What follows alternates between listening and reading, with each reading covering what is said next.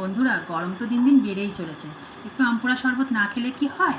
তার জন্য আমি দুখানা আম পুড়িয়ে রেখে দিয়েছিলাম আগের থেকে। আর সাথে এই মশলাটাও বানিয়ে রেখেছিলাম, পাঁচমিশালি মশলা, চাট মশলা, বিট লবণ আর চিনি। আর আমি আগের থেকে একটু বাতাসা ভিজিয়েও রেখেছি। দেখো, এবারে আমি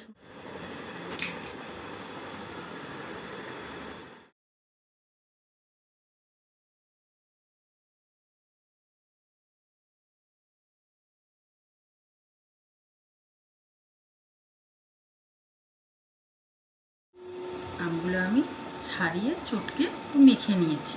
এবারে একে একে মশলাগুলো দিয়ে দেবো। প্রথমে চিনিটা দিলাম, পরে ভাজা মশলাটা, পরে চাট মশলাটা। চাট মশলাটা আমি পুরোটাই দিলাম।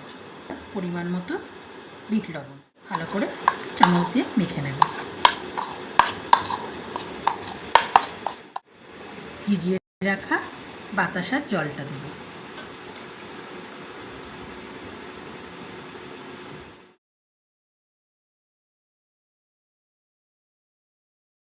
ঠান্ডা জল দেব।